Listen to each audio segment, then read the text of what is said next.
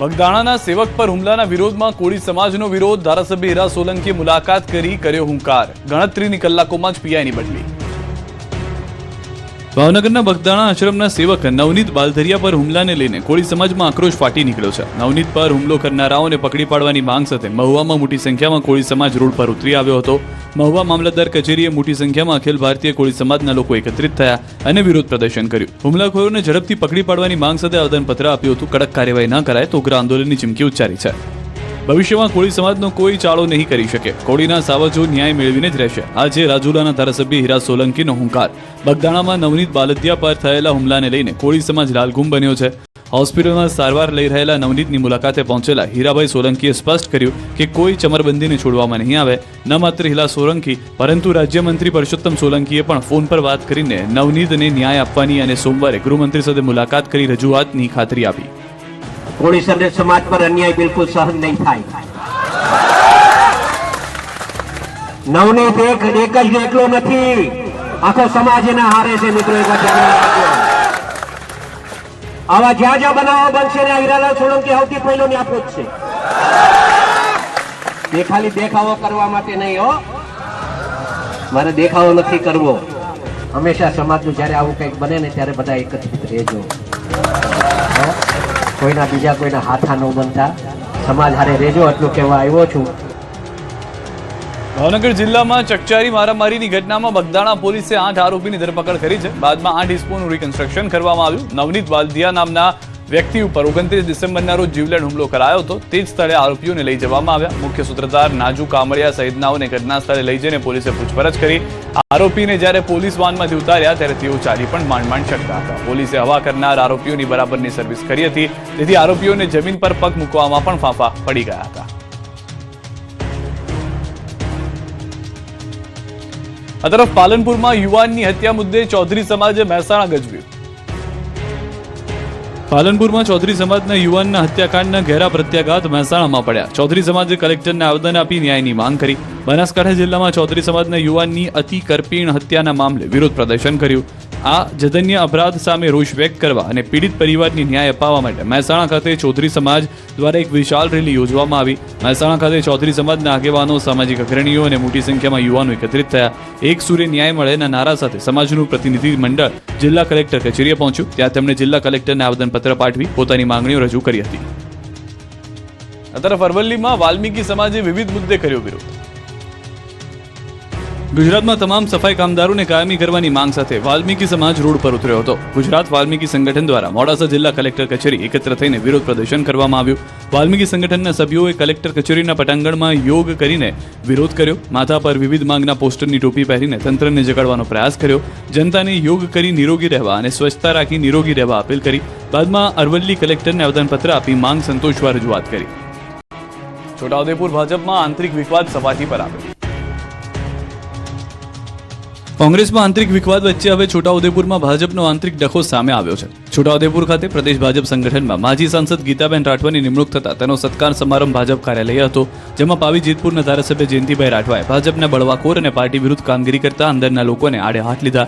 જાહેર મંચ પરથી આવા લોકો પર ફટક્યા અને સંગઠનના હોદ્દેદારોને ટકોર કરી સરકારના કાર્યક્રમો અને પાર્ટીના કાર્યક્રમોમાં લોકો ઓછા આવે તેવા પ્રયાસો સંગઠનના હોદ્દેદારો કરી રહ્યા છે. સંગઠન સાથે કામ કરતા હોય પરંતુ આડકતરી રીતે જનતા એકત્રિત ના થાય, ઓછી પબ્લિક એકત્રિત થાય એવા પ્રયત્નો પણ આપણા હોદ્દેદારો આદરે છે. એટલે સૌને મારી વિનંતી, એવો જ્યારે આખા રાજ્યના આદિવાસી વિસ્તારનો કાર્યક્રમ ની શરૂઆત આપણે આ જિલ્લામાંથી કરવાના, ત્યારે કોઈ પણ કાર્યકર્તા એવા પ્રકારનો ભાવ નહીં રાખે. પંચમહાલ જિલ્લામાં પહોંચી કોંગ્રેસની જન આક્રોશ યાત્રા. કોંગ્રેસની જન આક્રોશ યાત્રા ફરતી પંચમહાલમાં પહોંચી. દેલોલથી શરૂ થઈ યાત્રા ગોધરા શહેરમાં પ્રવેશી. ગોધરાના વિવિધ વિસ્તારોમાં કોંગ્રેસ કાર્યકરો દ્વારા યાત્રાનું ભવ્ય સ્વાગત કરવામાં આવ્યું. આ યાત્રામાં કોંગ્રેસ નેતા અમિત ચાવડા, તુષાર ચૌધરી તેમજ સ્થાનિક આગેવાનો, પદાધિકારીઓ અને મોટી સંખ્યામાં કાર્યકરો જોડાયા. ગોધરા પહોંચ્યા બાદ બસ સ્ટેન્ડ વિસ્તારમાં સ્થાનિક વેપારીઓએ અમિત ચાવડાને મળીને પોતાની માંગણીઓ રજૂ કરી. વેપારીઓએ ગોધરા બસ સ્ટેન્ડને ફરી મૂળ સ્થળે ખસેડવાની તેમજ નગરપાલિકા સંચાલિત શોપિંગ સેન્ટરની દુકાનોના વધારેલા ભાડા પરત ખેંચવાની માંગ કરી. વાપીમાં રેલવે ઓવરબ્રિજની કામગીરી ગોકળ ગતિએ ચાલતા કોંગ્રેસે કર્યો વિરોધ. અધૂરા પિલ્લરોને લીંબુ મરચા બાંધી અને પૂજા કરી. આ વિરોધ, આક્રોશ, ગુસ્સો અને નારેબાજીનું કારણ છે રેલવે ઓવરબ્રિજનું ગોકળગાયની ગતિએ ચાલતું કામ. વાપીમાં રેલવે ઓવરબ્રિજની કામગીરી ગોકળ ગતિએ ચાલતી હોવાથી કોંગ્રેસ દ્વારા અનોખો વિરોધ કરવામાં આવ્યો છે. કોંગ્રેસના કાર્યકરોએ બ્રિજની નજર ઉતારવા માટે અધૂરા પિલરોને લીંબુ મરચા બાંધી અને પૂજા કરીને નજર ઉતારી હતી. ઝંડા ચોક પર મોટી સંખ્યામાં કોંગ્રેસના કાર્યકરો એકઠા થઈને સરકાર વિરુદ્ધમાં સૂત્રોચ્ચાર પણ કર્યા. તંત્ર દ્વારા 1.5 વર્ષમાં કામ પૂર્ણ કરવાની મુદત આપી હતી. જોકે 4 વર્ષ વીત્યા છતાં પણ બ્રિજની કામગીરી અધૂરી હોવાથી સ્થાનિકોને ભારે હાલાકી વેઠવાનો વારો આવ્યો છે. અનેક રજૂઆત છતાં કામગીરી ઝડપથી ન કરાતા સ્થાનિકોમાં રોષ જોવા મળ્યો. હવે વહેલી તકે પુલનું કામ પૂરું કરવામાં આવે તેવી માંગ પણ કરી હતી. વાંસદાના કોંગ્રેસના ધારાસભ્ય આમ આદમી પાર્ટીમાં જોડાવાની ફિરાકમાં ભાજપ સાંસદ ધવલ પટેલે કર્યો ધડાકો. ગુજરાતના રાજકારણમાં ફરી એકવાર મોટા ઉલટફેરના સંકેતો મળી રહ્યા છે. દક્ષિણ ગુજરાતના આદિવાસી પટ્ટામાં રાજકીય માહોલ ફરી એકવાર ગરમાયો છે. વાંસદાના કોંગ્રેસના ધારાસભ્ય આપમાં જોડાશે તેવો ઘટસ્ફોટ સાંસદ ધવલ પટેલે કર્યો. વલસાડ ડાંગ બેઠકના સાંસદ ધવલ પટેલે કોંગ્રેસના ધારાસભ્ય અનંત પટેલ અને આમ આદમી પાર્ટીના નેતા ચેતર વસાવા પર આકરા પ્રહારો કર્યા. ધવલ પટેલે દાવો કર્યો છે કે અનંત પટેલ ટૂંક સમયમાં કોંગ્રેસનો સાથ છોડીને આપમાં જોડાઈ શકે છે. ધવલ પટેલે આક્ષેપ કર્યો કે અનંત પટેલ અને આપના ચેતર વસાવા વચ્ચે આંતરિક સાંઠગાંઠ ચાલી રહી છે. ચેતર વસાવા સતત કોંગ્રેસના સભ્યોને પોતાની તરફ ખેંચી રહ્યા છે, જ્યારે અનંત પટેલ તેમને આડકતરી રીતે સમર્થન આપી રહ્યા છે. આ જોડાણ આગામી સમયમાં કોંગ્રેસનું મોટું નુકસાન પહોંચાડશે. અનંત પટેલ આદિવાસી આંદોલનનો મોટો ચહેરો રહ્યા છે. જો તેઓ ખરેખર આમ આદમી પાર્ટીમાં જોડાય તો દક્ષિણ ગુજરાતમાં કોંગ્રેસનું અસ્તિત્વ જોખમમાં મુકાઈ શકે છે. પણ એક વાત નિશ્ચિત છે કે આ કોંગ્રેસના વાંસદાના ધારાસભ્ય પૂરા ગતકડા કરીને કોંગ્રેસને પાયમાલ કરીને આમ આદમી પાર્ટીમાં જવા માટે પૂરો તખ્તો તૈયાર કરી રહ્યા છે. તમે જોતા હશો કે 80% પ્રોગ્રામ એ કોંગ્રેસના બેનર હેઠળ કરતા નથી, પોતાના બેનર હેઠળ જ કરે છે. એ બતાવે છે કે કોંગ્રેસમાં કઈ એક ગતકડા કરવાની પૂરી ફિરાકમાં છે. પાટણ, વાવ, થરાદ, બનાસકાંઠાના ઠાકોર સમાજે નવા બંધારણના શપથ લીધા.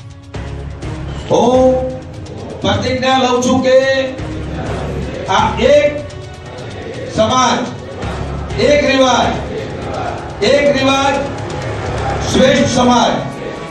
ઠાકોર સમાજને કુરિવાજોમાંથી બહાર લાવી શિક્ષિત બનાવવાની કવાયત તેજ થઈ. પાટણ યુનિવર્સિટીના રંગભવન હોલ ખાતે ઠાકોર સમાજના બંધારણને લઈને મીટિંગ યોજાઈ. મીટિંગમાં પાટણ, બનાસકાંઠા અને વાવ-થરાદ જિલ્લાના ઠાકોર સમાજના બંધારણને સમર્થન આપવા મોટી સંખ્યામાં ઠાકોર સમાજના રાજકીય તેમજ સામાજિક આગેવાનો ઉપસ્થિત રહ્યા. ઠાકોર સમાજમાં ચાલતા કુરિવાજો, જન્મથી મરણ સુધીમાં દેખાદેખી અને સામાજિક રિવાજોને કારણે થતા ખોટા ખર્ચાઓ અટકાવી સમાજને શિક્ષણ પર ભાર મૂકવા ચર્ચા કરાઈ. આ મીટિંગમાં સાંસદ ગેનીબેન ઠાકોર, ધારાસભ્ય દિનેશજી ઠાકોર, પૂર્વ ધારાસભ્ય ચંદનજી ઠાકોર સહિત રાજકીય તેમજ સામાજિક આગેવાનો ઉપસ્થિત રહ્યા. તેમજ ઉપસ્થિત ઠાકોર સમાજના આગેવાનોએ સમાજનો બંધારણ સ્વીકારવા પ્રતિજ્ઞા લીધી. ઠાકોર સમાજના આગેવાનો એક સમાજ એક રિવાજ શ્રેષ્ઠ સમાજના મંત્ર સાથે સંત સદારામ બાપાની સાક્ષીએ સમાજના બંધારણ સ્વીકારવા પ્રતિજ્ઞા લીધી. ઉપરાંત આવનારી 4 જાન્યુઆરીના રોજ ઓગળજી ધામ, દિયોદર ખાતે 3 જિલ્લાના ઠાકોર સમાજનું બંધારણ મહાસંમેલન યોજાશે. ત્યાં સમાજના નવા બંધારણ અમલમાં મુકાશે અને આ બંધારણને અમલ કરાવવા દરેક તાલુકા કક્ષાએ સંકલન સમિતિ બનાવાશે.